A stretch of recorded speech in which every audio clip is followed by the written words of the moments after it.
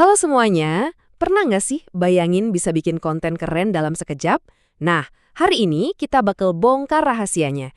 Gimana caranya jadi kreator konten super cepat pakai teknologi yang lagi heboh banget, AI Generative. Yuk, kita siap-siap ubah cara kita berkarya. Sadar atau enggak, kecerdasan artificial atau AI itu bukan lagi cerita di film fiksi ilmiah. AI udah jadi bagian dari keseharian kita. Dari rekomendasi lagu di aplikasi musik, filter di media sosial, sampai sekarang AI siap jadi partner kita buat berkreasi dan belajar. Oke, jadi apa aja yang bakal kita bahas? Pertama, kita kenalan dulu sama AI sebagai asisten kreatif. Terus, kita bedah apa itu AI generatif. Nah, yang paling seru, kita akan belajar cara ngobrol sama AI, lihat contohnya di dunia pendidikan, dan yang paling penting, gimana cara pakainya secara bijak. Oke, kita mulai dari yang paling dasar ya. Ini penting banget. Kita harus ubah cara pandang kita soal AI. Anggap AI itu bukan pesaing yang bakal menggantikan kita, tapi sebagai kolaborator, asisten kreatif baru yang super canggih. Terus, AI itu sebenarnya apa sih? Gampangnya gini deh, bayangin aja ada teknologi yang bikin komputer bisa belajar, mikir, sampai ngambil keputusan. Mirip-mirip kayak otak kita. Jadi ini tuh alat super pinter yang bisa kita latih buat bantu kerjaan kita. Nah, dari sekian banyak jenis AI, ada satu yang benar-benar jadi game changer buat para kreator. Namanya AI Generative.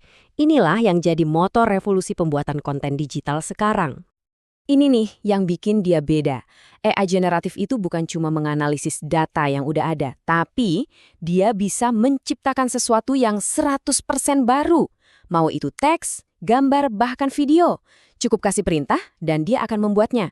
Ini kekuatan di balik ChatGPT, Gemini, atau DALL-E yang sering kita dengar. Biar lebih kebayang, bedanya tuh jelas banget. AI tradisional itu ibarat pustakawan yang jago banget cari informasi yang udah ada, kayak nyortir email spam. Nah, kalau AI generatif itu, dia seorang seniman. Dia nggak cuma mencari, tapi dia berkreasi, membayangkan sesuatu yang belum pernah ada. Oke, jadi kalau AI generatif ini asisten super kita, pertanyaannya, gimana cara ngasih perintah ke dia biar hasilnya maksimal? Nah, disinilah kuncinya. Kita harus menguasai seni rekayasa prompt. Rekayasa prompt ini pada dasarnya adalah skill buat ngobrol sama AI. Ini bukan sihir, ini adalah keterampilan. Prinsipnya sederhana, instruksi yang bagus akan menghasilkan output yang bagus. Sampah masuk, ya sampah keluar. Dan ternyata, ada resepnya loh buat bikin prompt yang jitu.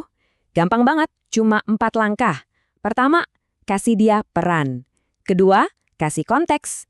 Ketiga, kasih tugas yang spesifik. Dan terakhir, tentukan format output yang kita mau. 4 pilar ini adalah segalanya.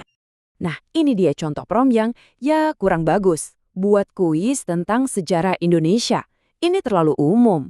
Sejarah Indonesia kan luas banget, dari zaman purba sampai reformasi. Hasilnya pasti bakal acak-acakan dan gak relevan. Sekarang kita bandingin sama yang ini. Keren banget kan bedanya? Prompt ini jelas ngasih peran guru sejarah, konteks siswa kelas 10, dan kerajaan Majapahit, tugas buat 5 soal pilihan ganda, dan format sajikan dalam tabel. Dengan perintah sejelas ini, AI bakal kasih hasil yang siap pakai. Oke, teorinya udah dapat nih. Sekarang gimana prakteknya? Yuk kita intip gimana AI bisa dipakai di ruang kelas. Ini benar-benar bisa jadi jalan pintas buat guru dan siswa dalam berkreasi. Bayangin aja, guru nggak perlu lagi lembur berjam-jam bikin RPP atau slide presentasi. Cukup beberapa menit dengan prompt yang tepat. Buat siswa, ini bisa jadi teman brainstorming yang luar biasa. Mau bikin cerita buat komik digital, atau butuh ide buat kuis interaktif, semuanya jadi lebih cepat dan seru. Oke, kita ambil satu contoh kasus nyata ya. Ada seorang guru bahasa Indonesia yang lagi buntu. Butuh ide proyek yang segar buat anak didiknya. Gimana AI bisa bantu? Dan boom, ini dia, prompt solusinya. Lihat betapa spesifiknya. Dengan perintah kayak gini, si guru nggak cuma dapat ide mentah, tapi dapat 3 konsep proyek yang matang, lengkap dengan alur kerja dan target outputnya. Ini benar-benar menghemat waktu dan tenaga. Nah, karena teknologinya sekuat ini, kita juga harus ngomongin sisi lainnya. Dengan kekuatan besar, datang juga tanggung jawab yang besar. Jadi, sekarang kita masuk ke bagian yang paling penting. Gimana cara pakai AI dengan bijak? Pertanyaan ini mungkin kedengarannya jauh ya dari dunia konten, tapi coba deh kita bawa ke konteks kita. Kalau AI menghasilkan materi belajar yang ternyata informasinya salah, siapa yang tanggung jawab? AI-nya atau kita sebagai pengguna? Ini memaksa kita buat selalu berpikir kritis. Jadi ada 3 lampu kuning yang harus kita perhatikan. Pertama, bias. Kedua, halusinasi. Ini istilah keren buat AI yang ngarang indah, bikin info palsu tapi kedengerannya meyakinkan banget. Ketiga, hak cipta. Solusinya, selalu kritis, jangan telan mentah-mentah. Wajib verifikasi ulang fakta-fakta penting. Dan yang utama, jadikan AI sebagai inspirasi, bukan mesin fotokopi. Dan kalau ada satu hal yang harus kita ingat dari semua ini, inilah dia. AI itu ibarat co-pilot, asisten kita. Tapi kita, manusianya, tetaplah pilot utamanya. Penilaian akhir, sentuhan kreativitas, dan tanggung jawab moral, itu semua tetap ada di tangan kita. Jadi, saya mau tutup sesi ini dengan satu pertanyaan untuk Anda. AI sudah siap jadi asisten kreatif baru Anda. Pertanyaannya bukan lagi apakah kita akan memakainya, tapi bagaimana Anda akan berkolaborasi dengannya. Proyek luar biasa apa yang akan Anda ciptakan bersama?